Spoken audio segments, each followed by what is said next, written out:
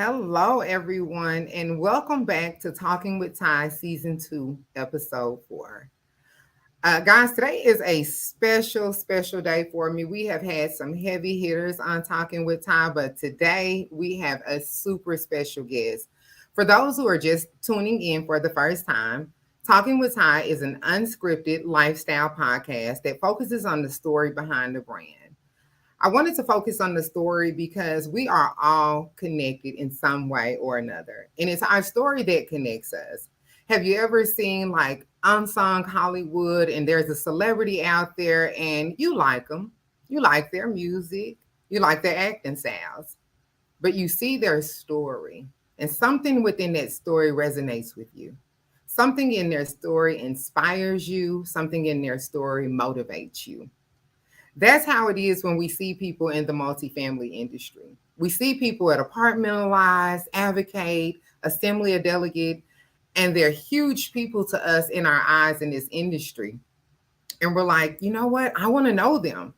I want to know what they do. I want to know what their story is. So at Apartmentalize this past June, I had the opportunity to go to a session. And actually, I was the host at this session, and it was called the Equity Files. And this was my first time. And I know, shame on me, guys. You're like, Ty, this is your first time. But this was my first time being in a room with Alex Jackiw on the stage. Alex said some things that were so profound and that touched me in a way that when I got home, I took a chance, guys. I had her cell phone number from LinkedIn, and I took a chance and I sent her a text message to ask her, would she come on Talking with Ty and share her story with us? Because I wanted everybody out there that I was connected to hear the same things and to be inspired the way that I was at Apartmentalize. So Talking with Ty, episode 4, is with none other than Alex Jackiw. Alexandra Jackiw is the Chief Operating Officer for Argenta Property Management Group. She's the past chair of NAA, past president of NAAEI, a lifelong learner and industry educator. And then I had to put this up there, guys, because registration deadline is coming soon to an end. NAAEI Alexandra Jackiw Diversity, Equity, and Inclusion Scholarship.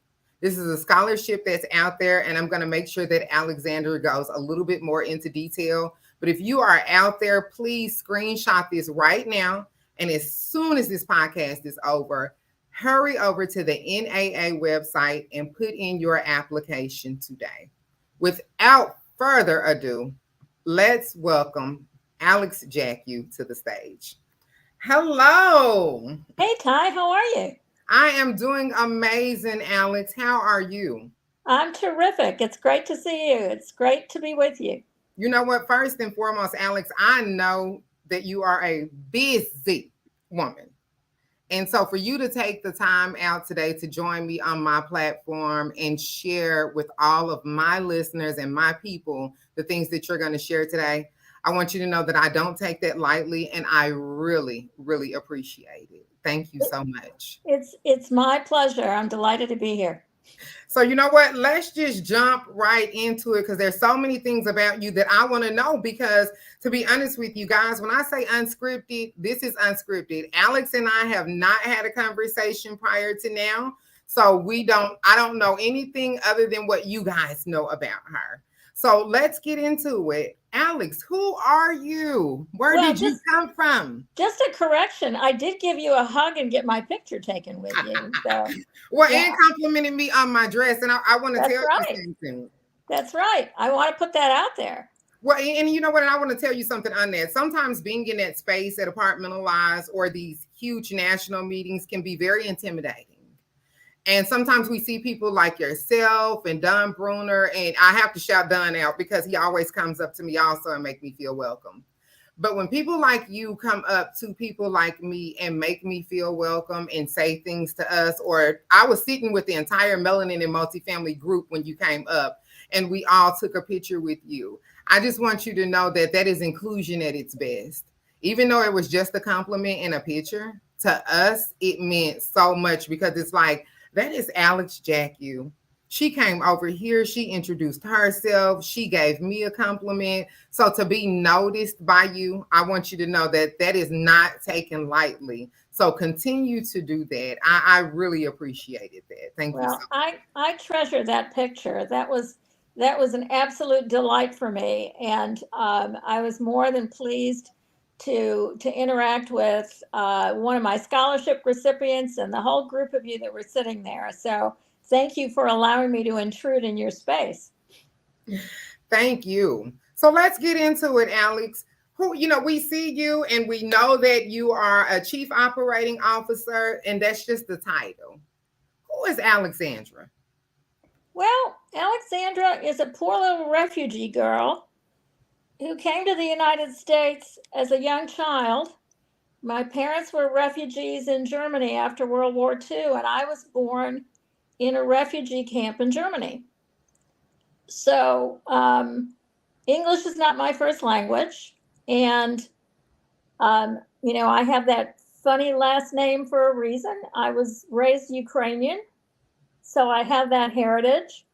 And I think that heritage and my funny last name and my parents with their broken English probably has a lot to do with my passion for bringing others into the circle, being inclusive and being embracing people and their what I call otherness, because to a lesser extent than many others that visually appear other.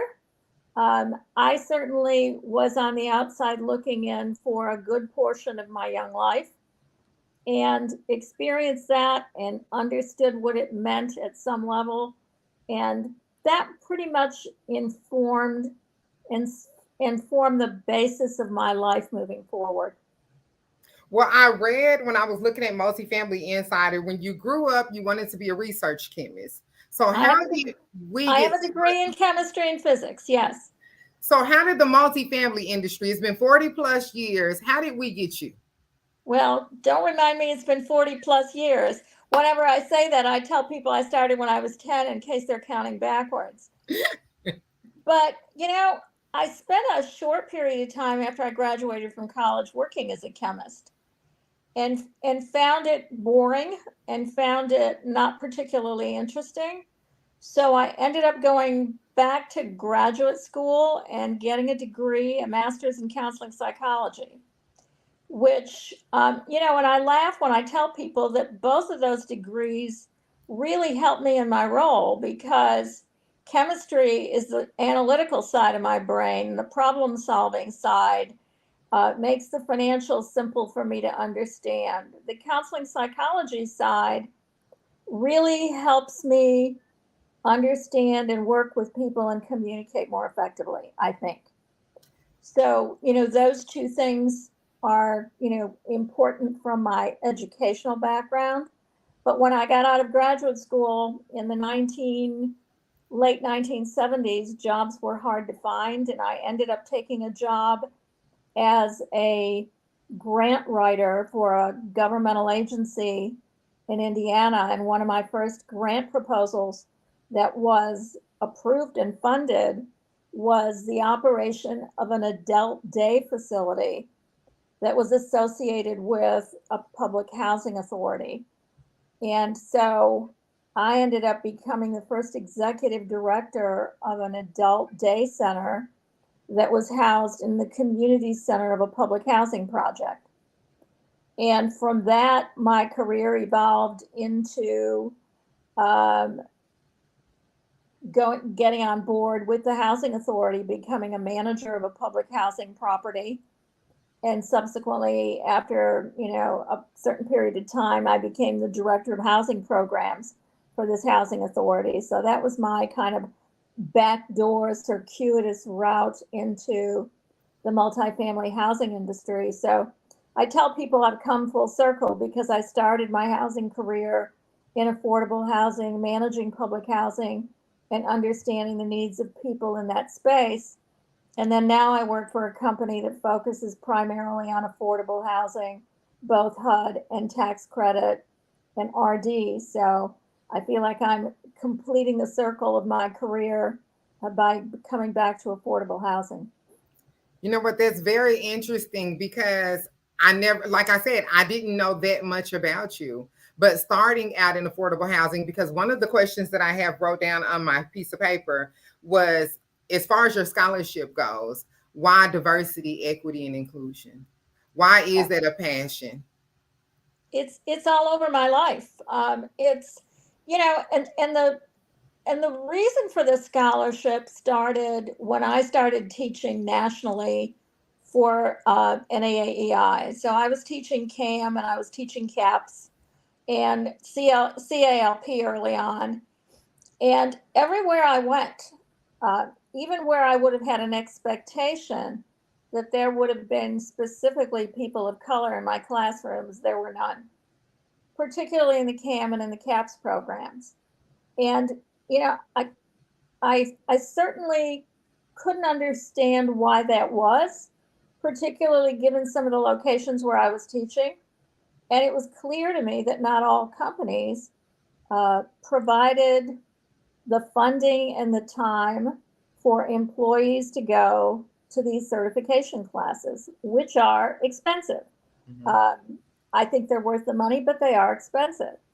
And for people to come out of pocket for $1,500, $1,600, $1,800 to take a certification class oftentimes was not reachable, not achievable for them. And I wanted to open those doors and create those opportunities for people that might not otherwise attend the certification courses. And, as a corollary to that, if you don't get the certifications, you probably don't have as many opportunities to move up in an organization. So when we scratch our heads and say, why has there only been one person of color that was chairman of NAA in its entire history? You have to have people in that pipeline. You have to give them those opportunities. And that's where I wanted to start. So 10 years ago, when I was chairman of NAA, NAA typically gives its chairman a gift at the end of the year. It could be anything special. And I specifically stated that I didn't want a gift, but I wanted NAA to use whatever funds that they had allocated for a gift to seed a scholarship in my name, uh, a diversity, equity, and inclusion scholarship. Simultaneously, at the time I was finishing up my year as chair, my mother passed away. And lots of people said, what can we do for you? Can we send flowers? Can we donate to a charity in your mom's name? I said, yes, you can donate to the scholarship fund in my mother's name. And we're just going to keep rolling because sometimes that happens when you're live.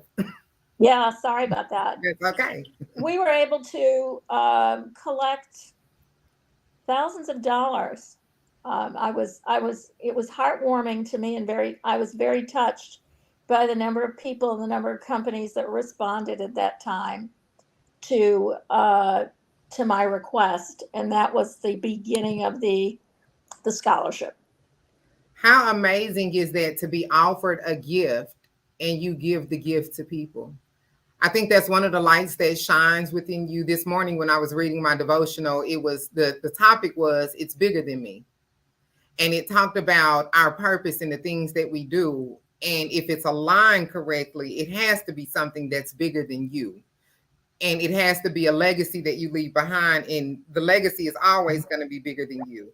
So for you to create a scholarship for people, because I am a woman of color who has been in the industry for over 17 years. And you're right when it comes to designations. I also see it in the association executive seat here in Arkansas. And when we put on the NAAEI credentialing classes, you're right still in 2023. There's not a lot of color people in those classes, and it is because of the lack of funds or the lack of a company that's investing in you. And for you to go out and create something like that, because it's education that can set us apart when we're in a job interview. well, Ty, you're great and I love you. And she's great too, but she has her cam. You don't have your designation, so you're gonna have to wait this time. And for you to put that in place so that doesn't happen to women like me was the most interesting factor in bringing you on my platform to talk to you about. So, as far as allyship, because I know that that's something that you talked about when you were on stage, allyship and mentorship. Let's talk about that a little bit. What does that look like for you? Well, what it looks like for me early on in my career, I was typically in our industry one of few women in the room. And so my commitment early on, and we all say to ourselves, when I finally am financially able, I want to give back in a particular way.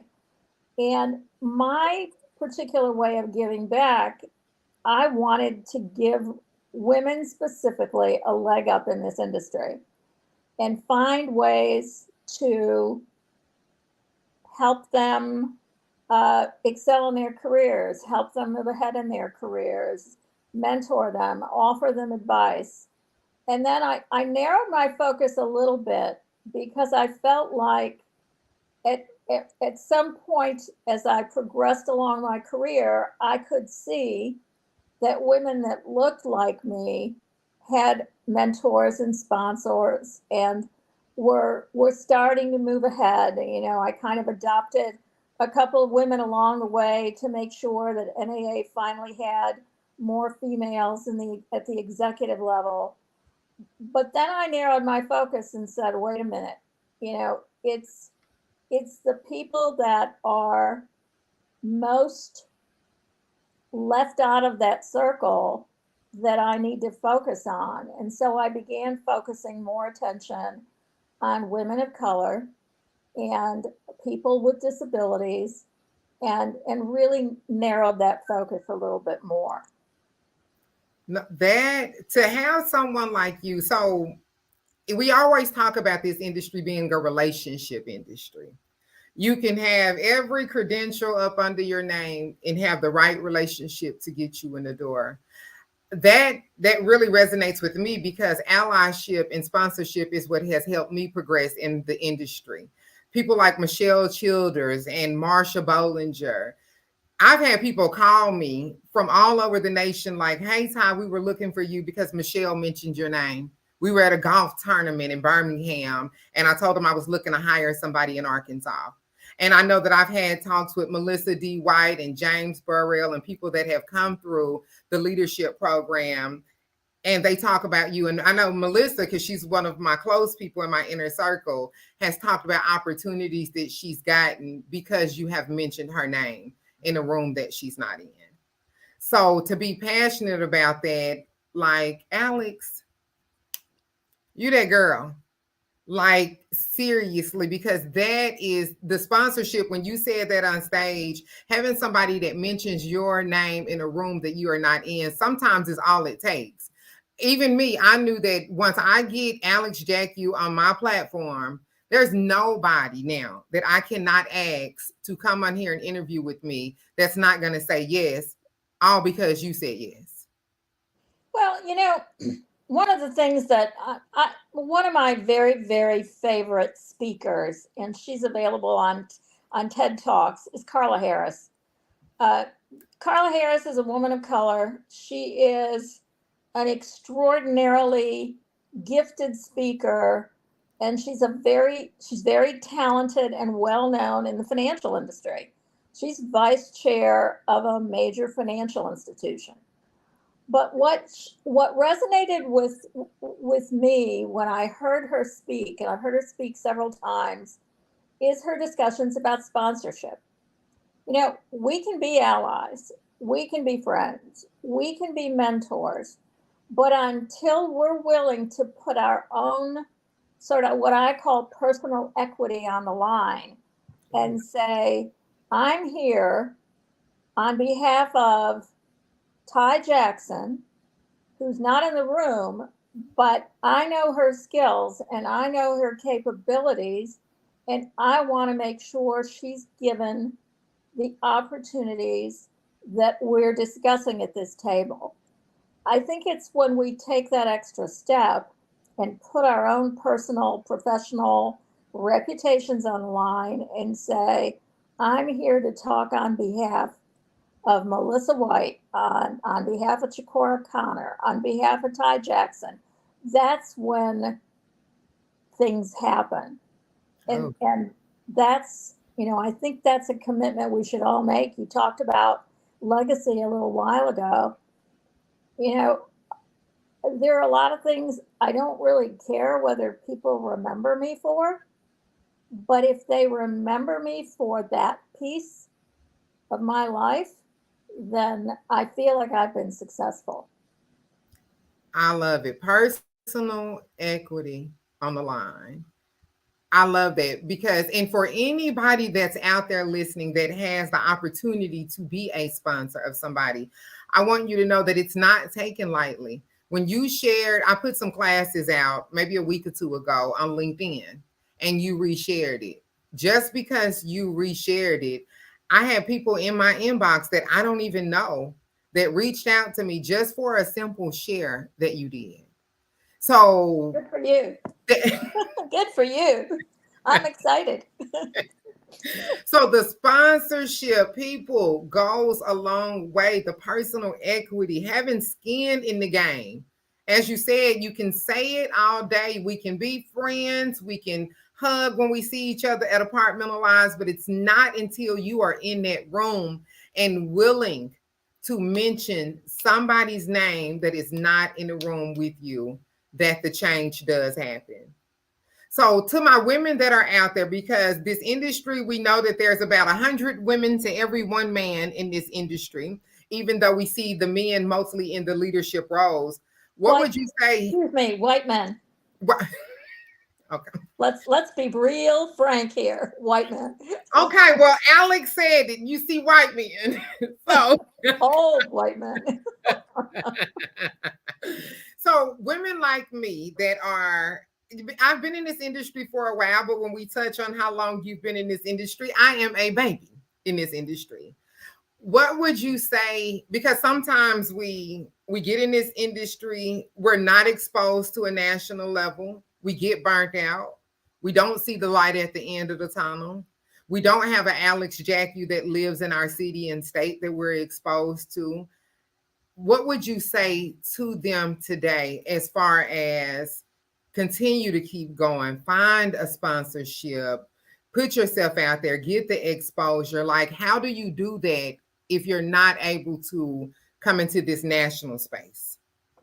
Well, you don't have to come into the national space to make a difference. I think that, there are only what, 5 positions on the executive committee, so it's not like the vast majority of people in our industry will be asked to serve, but certainly at the local level and at the state level, there are plenty of opportunities.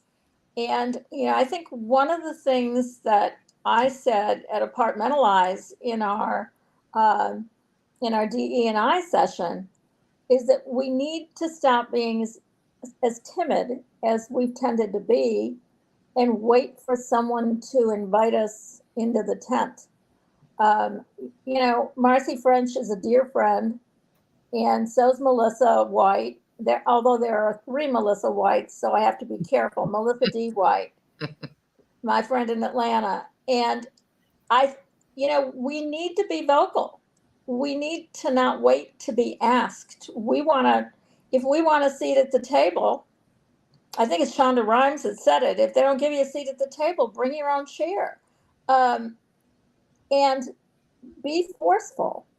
It's way past time for us to sit back and wait for somebody to dribble a few crumbs in our direction and say, be satisfied. If you're looking at a position that you think you're capable of doing well in, then put it out there. Ask to be considered. Explain why you should be considered, and then enlist the support of a sponsor to speak on your behalf. I think you don't ask, you don't get. So we've certainly not gotten there by being nice about it. So let's get a little feisty and make sure that people understand what we want and what we expect. See, I love that because I'm a feisty girl too. So I I would never have guessed that time. What a shock. you know what, you sound like James when we were in the DEI session and James said that about bring your own chair to the table. If there's not a Yeah. seat for you, keep a folding chair. I read something the other day that says, I'm so grown that I keep a folding chair in my car. Like anywhere I go, I got my own seat. Bring I your just own I seat. just sit in the corner of the table if there's no chair. I mean, it's you've gotta make your presence felt. You definitely do. And that's one of the reasons for me doing Talking with Ty. It's like, you know what? I have something to say. I have some stories that I want to share. And I think this is a time now where we can't wait for people to slap a title on us. Nobody, I can't wait for somebody to say, Ty, you're a podcaster. Ty, you're a public speaker. No, I have to claim it and then I have to walk in it and say, these are the things that I am. And just walk in those things. Well, and you asked about what other things we can do. You and I are both really active on LinkedIn, and I think that that is a fabulous platform. Instead of posting pictures of what you ate for dinner on Facebook or Instagram, focus on a platform that really kind of highlights your professional skills, and stay professional on that platform and share information and reach out to people. With the exception of maybe a couple of people that have reached out to me from some weird foreign country with whom I have no connection, I rarely decline a connection on LinkedIn because I think all people have something to offer and are interesting, and there's just a lot of good information. So in in the absence of being able to physically interact with someone and ask for their sponsorship, certainly you can do it on LinkedIn. You know, Tony Harris reached out to me after she started her consulting company and said, "Can you promote my training on LinkedIn?" Absolutely. Absolutely, I can. And so that's a great platform as well. Yes, LinkedIn, and LinkedIn is one that I'm actually almost new to. Have been on Facebook and Instagram for a while, but in our mastermind coaching with Melissa, that's one of the things that we talk about is coming over to LinkedIn. And I will say, since I'm all of my friends that's entrepreneurs and in business, I'm like, hey, are you on LinkedIn? Are you on LinkedIn? Because, like you said, instead of posting what you just ate for dinner, post some real substance and content and ways to connect with people. So one of the words that you just said that stood out to me was service. How do you feel about service? You know, we're we're all obligated to serve. You know, when I think of people that exemplify service for me, I can't help but think about President Jimmy Carter and the ways in which he's probably the most wonderful former president we've ever had, because his commitment is to serve. His commitment is to leave this earth a better place. And whatever that looks like, however you embrace that, I think you leave an imprint not just on people's minds, but you leave an imprint on people's hearts. And what better way to live? You know, what better way to create a legacy uh, after you're gone? Yeah, I would love for people to talk about me after I leave the room, but I want them to talk about not me, but the impact I might have had on other people. Oh, now that's a good one. What the impact, the legacy that I have had on other people. I think that anybody that stays in the multifamily industry for as long as you have, and even as long as I have, it's been 17 plus years for me. Serving is at the core and the foundation of us because I started out as a leasing professional and I've been on the supplier side and now the AE. But serving and I read something you said about serving the residents and the employees. Well, and frankly, that's where I focus my attention. I'm like a nasty mama bear. If you mess with my employees, I turn into a nasty mama bear.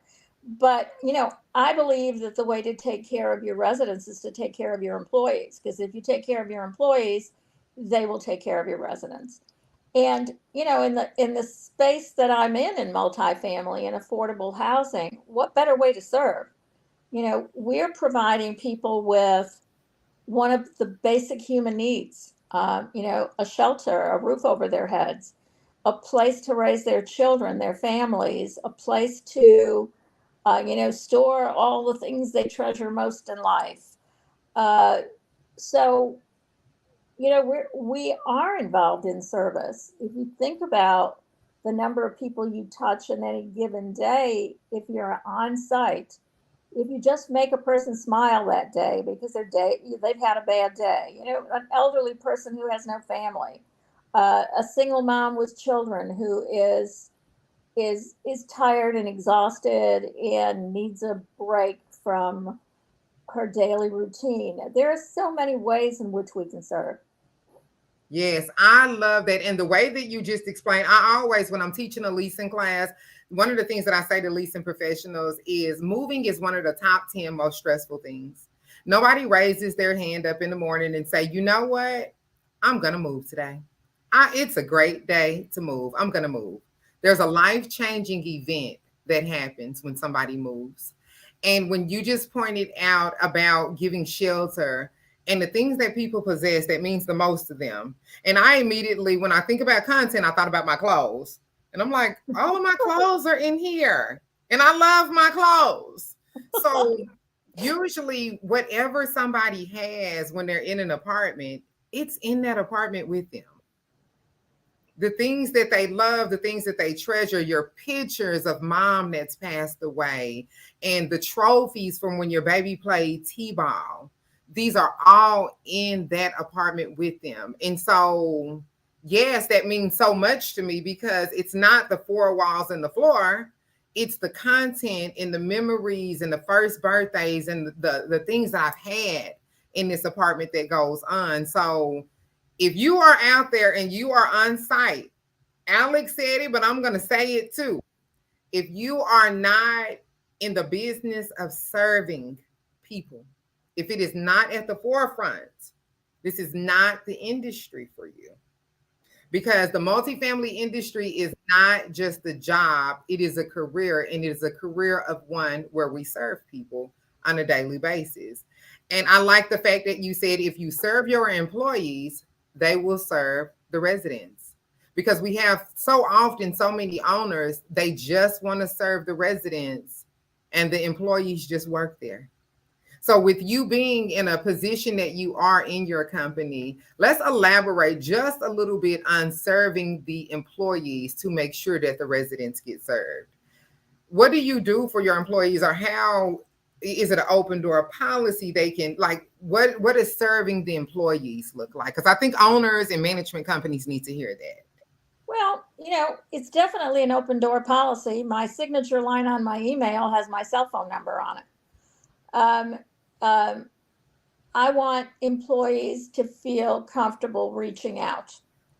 I want employees to have a platform to be heard. Probably one of the most impactful things I did during a very stressful time for all of us, particularly employees on site, was during the pandemic. When COVID hit and everybody hunkered down and stayed home and didn't leave their houses, our employees couldn't do that. They were considered essential. They had to show up in spite of the fact that in those days, they could very well have been putting their lives on the lines. We didn't know what we know today about COVID. People were dying, people were sick, but we had residents that were stuck in their apartments too. Moms with children who couldn't go to school, elderly people who couldn't see their families. And so during that period of time, I started having what I called Ask Alex conference calls. And anybody in the company, from the grounds person all the way up to our directors of accounting and VPs, could call in on Tuesday mornings and on Friday mornings. Generally, the discussion centered around what are we doing that's COVID related. But as we got comfortable with that part of our lives, it involved anything and everything. All the department heads had a report. People could ask questions. If they had a problem with posting a rent check, they could get an answer. And we continued those phone calls. And every time I wanted to scale them back, everybody said, no, no, no, no, we need to continue. So, having communication channels open, taking care of people, we beefed up our healthcare plan, extended it, reduced the amount that employees were paying, and absorbed more of that amount at the corporate level to make it as equitable as possible. I took a course on mental health first aid because I wanted some information on how best to identify potential burnout in employees and know what to do to forestall kind of those kinds of issues, because clearly burnout was high. And then we can't forget that in the middle of COVID, George Floyd was murdered. Yeah. And that added a whole layer of complexity and stress to our people in the field and to our residents. And, how we responded and how we dealt with that issue and communicated our concern, I think also cemented relationships with employees that we weren't just ignoring that critical event happened. So, it's about being aware. It's about expressing concern and giving people a vehicle and an avenue to be able to communicate those concerns. That I hope, and I'm gonna do a replay, that every management company, regional manager, owner heard that. Mentioning what happened to George Floyd, not sweeping it under the rug, creating a safe space for people taking a mental health course to be able to identify these things. Those are all the things that when a legacy is left. Those are all the things that when I ask people about you, I was talking to BAM Management Company. I was just at an open house for them and I mentioned your name and everybody that was surrounding me. Oh my God, we love Alex. We love, but those are the reasons why. And this is the story that I wanted to, for people to hear about you, to connect with you on, because there's so many companies out here that when those things happened, nobody said anything. Or we talk about it in the Melanin and Multifamily group because that's a safe space, but there's no other safe spaces that are created. And for you to create Ask Alex within your company and created a space where people could not only ask you about what was going on in the company, but just to talk to you about what was going on with their mental health while they're a part of this company. One of the things that I realized when I worked for Finder, so I've had some things happen to me in this industry, being a woman of color. One time I worked at and I will not name the name of the company, but I worked for a management company and I have natural hair. And I had a twist out this particular day and they told me that I looked like I stuck my finger in a socket. And it made me be self-conscious of the way that I look in my natural state. Talk about microaggressions. But exactly. But it wasn't until that's actually a macroaggression. That's not even a microaggression. Yeah, exactly. It wasn't until I went and worked for Apartment Finder, Michelle Childers, and this is why I kiss on the cheek and I talk about her and I sing her praises all the time. And my look was fine. It wasn't too exotic anymore. My natural hair, she loved it. And for the first time in this industry, somebody let me be exactly who I am. And the first year I made Rookie of the Year for them. Michelle Bollinger, when she sees me, Ty is able to be Ty. If you are out there and you are in a position to lead people, I promise you, if you would let people be exactly who they are, don't change them, don't put them in a box, don't do the microaggressions, be careful of the unconscious bias. You will get some of the hardest working people that will take your company, that will cash cow that property, that will turn things around at a distressed property, anything that you're needing us to do, if you let people be exactly who they are in a company. Amen. One of the other things that I would mention is that I hope that you feel comfortable calling people out when they say or do something that's inappropriate or is not acceptable. I have two dear friends. I can't wait to see them next week, Josie Eatman and Suzanne Pratt, who are at the Triangle Apartment Association in Raleigh. I'm going there to teach cats, both women of color. Both have seen their share of bias and injustice, personally and in the workplace. And I'm grateful that they feel comfortable having conversations with me about things that I might not understand or might not have considered that have broadened my mind about issues of race and issues of otherness. And so, I would encourage you, all of us need to be sensitized to the things that nobody taught us in school. We may not have learned that at home. In fact, we may have learned the exact opposite. And how do we get better? How do we communicate better? How do we respond better? The devil is a lie. Trying to take Alex off of here while she's telling us this good stuff and dropping these good gems. But it is not going to happen. Creating that safe space and speaking up, people. She's back. Sorry.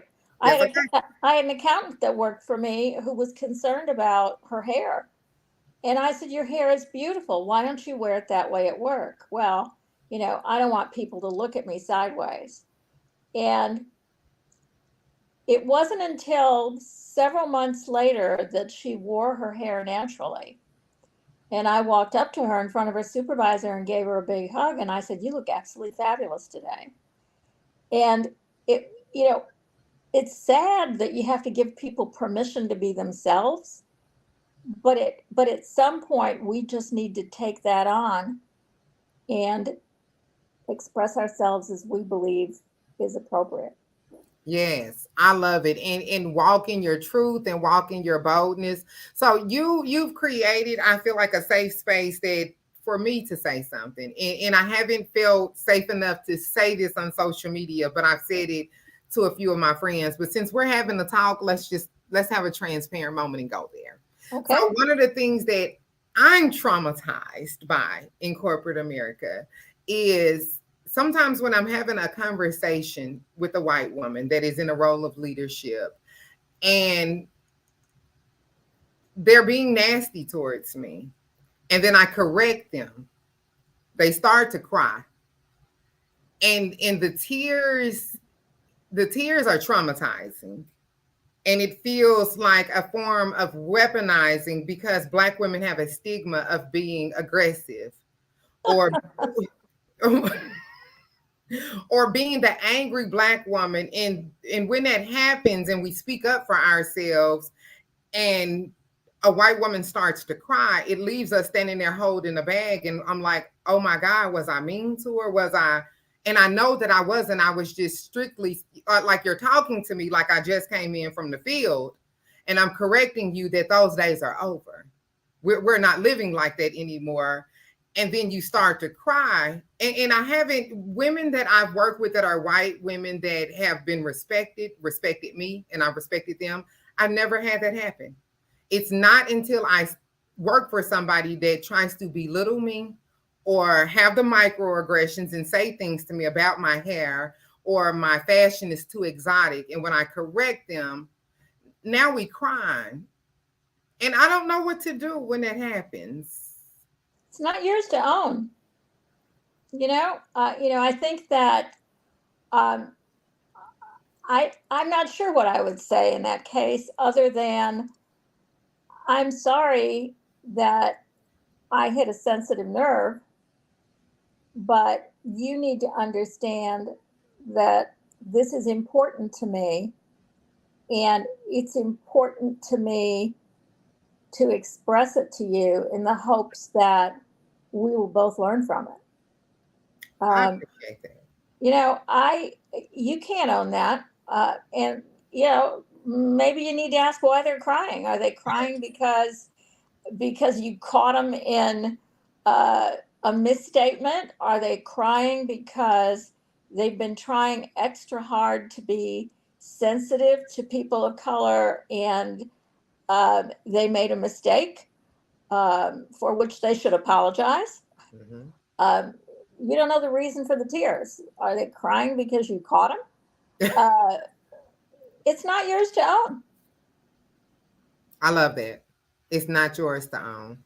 And, the whole angry black woman thing makes me angry too, because I, I'm not sure where that came from, but it's become part of kind of our language and the kind of gross assumptions that we make about people. But, I've had plenty of people use the B word with me over the course of my career.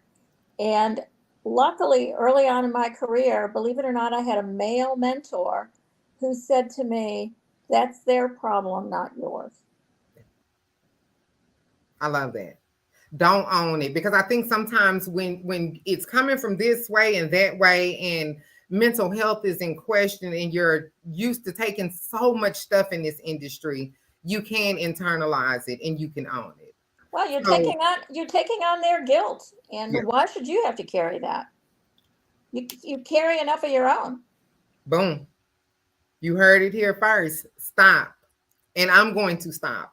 And I say stop because I know that there are women on here who I share this similar story with, because we talk about it so much. So I thank you for creating a space to where, because that's not something that I would ever post, or because you can't understand it if you just read the words. So I had to be very careful on how I share that and who I share that with. And you were the perfect person to share that with. Well, So now I you shared it with appreciate your whole audience, so it's out there. it.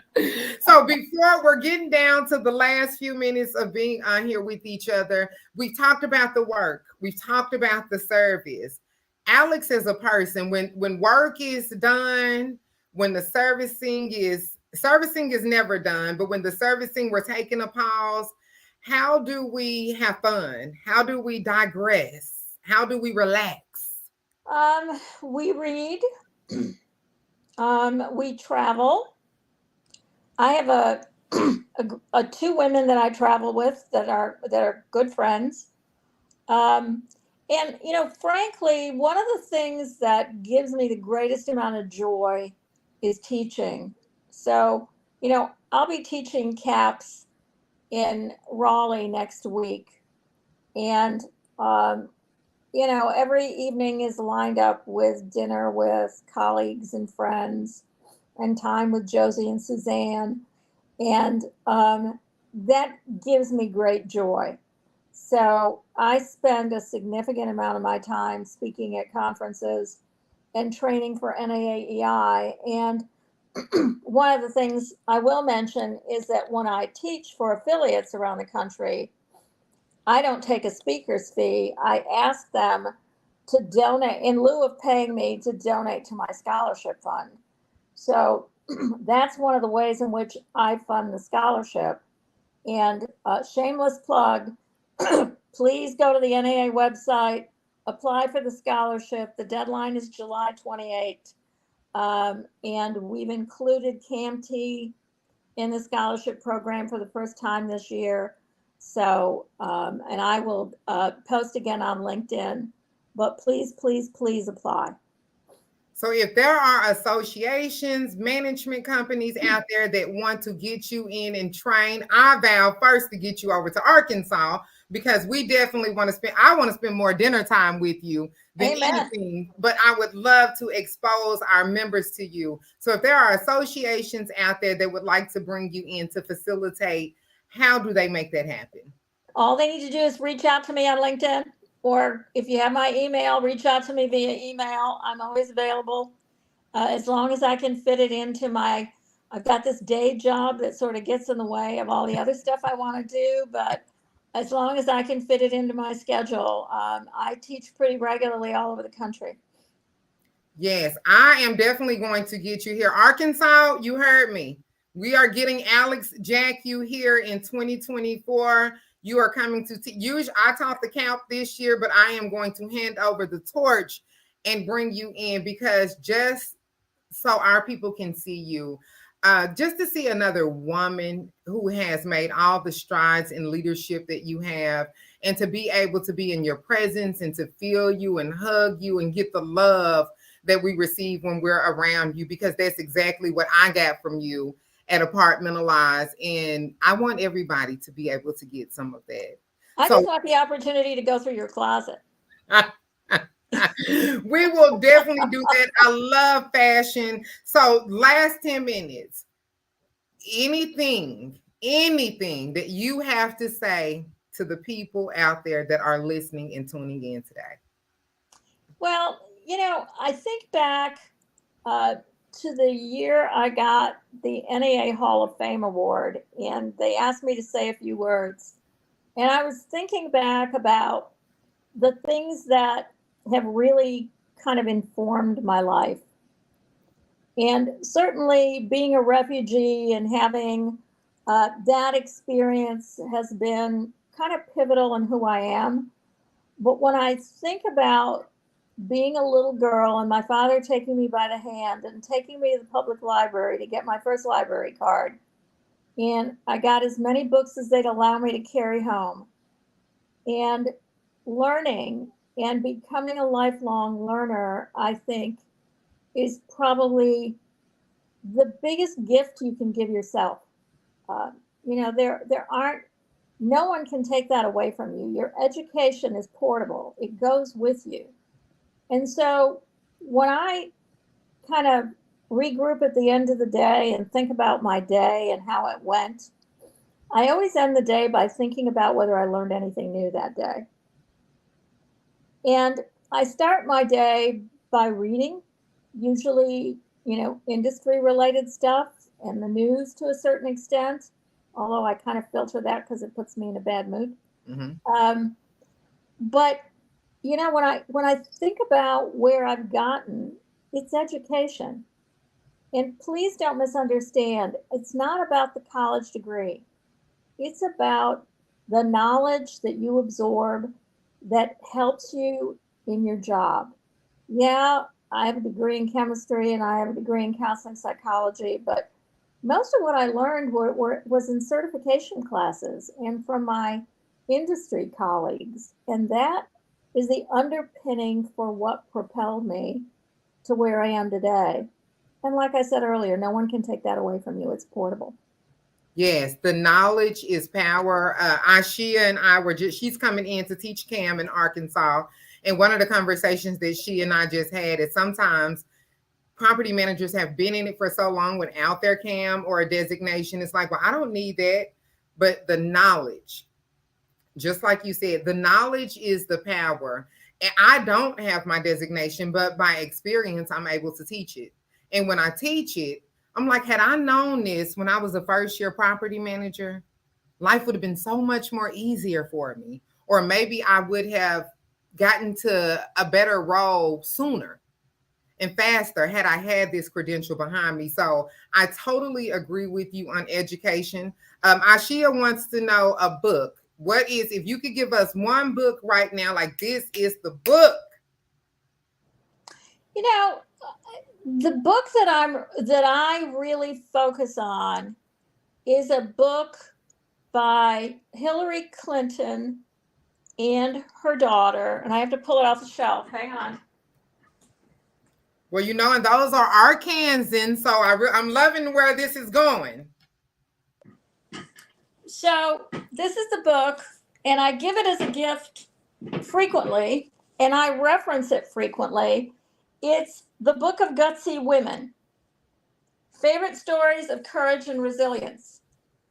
And I think about the kinds of women that they talk about that I hadn't even heard about.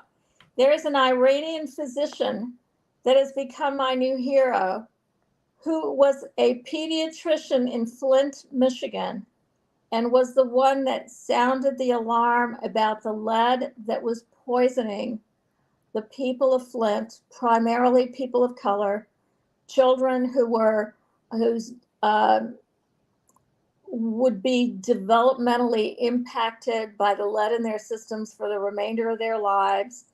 And she would not be silenced. She went to state agencies, she went to government, and finally was heard in spite of everybody trying to deny the reality of what was happening in Flint, Michigan.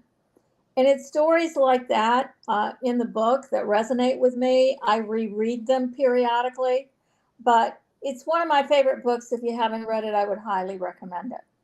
I'm reading Atomic Habits now.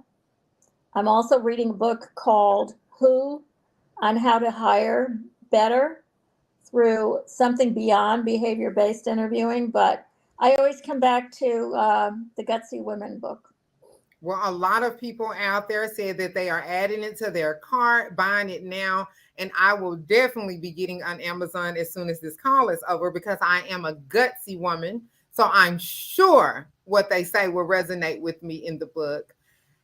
Everybody that is out there that is tuning in and listening, if you do not have your NAAEI designations, we have it on the screen for you. July 28th is the deadline. Don't say we did not tell you, because Alex is telling you today herself along with me.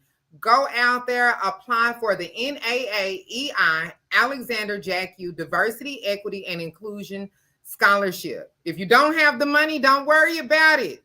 There's a scholarship out there for you. Alex, we are about to get on out of here. Do you have anything else you want to say to the people? I want to compliment you because you're giving voice to people in a way that helps others and talking about topics that not everyone is comfortable talking about, and raising people's awareness and sensitivity to issues that we all need to be focused on more than ever before. If we look around the environment and see how the political environment is impacting us in non-productive ways, we have to arm ourselves with good information and the strength and resilience to be able to withstand that. And your platform is, instrumental in helping that process. And I'm grateful to you for doing this. I'm grateful for being a part of it. And I commend you on being a gutsy, feisty woman. Boom, boom. Thank you. Thank you so much, guys. Please continue to follow us. Please continue to tune in. Next Tuesday, we will be back July 25th with Tony Sosa. Tony, I pray that I am saying your last name right. So we're coming back with Tony. Tony is the vice president for RPM Living. So, and we all know that he's a dad, he's balanced, and he's all about servicing in people. So we're going to have another great conversation. And on August 1st, I have a special episode coming back with Marcy French, and we're going to be talking about her trip to the motherland. So make sure that you guys tune in. Yeah, Marcy's trip to Senegal and the Gambia were fabulous to follow, and she posted a lot of it on LinkedIn also. Yes. I can't wait to hear that presentation. I cannot wait to hear it either. And because she did the whole thing with her daughter, like I'm just so amazed to find out about the entire experience. Alex, it has been an amazing lunch hour with you. I look forward to spending more time with you because now, I don't know if you know it, but you're my home girl. So, well, and I need another hug, so we'll have to make that happen. So now we are here anytime that I can mention your name because it goes both ways. I know that everybody already knows you, but anytime I can mention your name, I will, and I pray that you do the same thing for me. Thank you. It's been a pleasure. Have an amazing day. Thank you so much. All right, everybody. Bye-bye.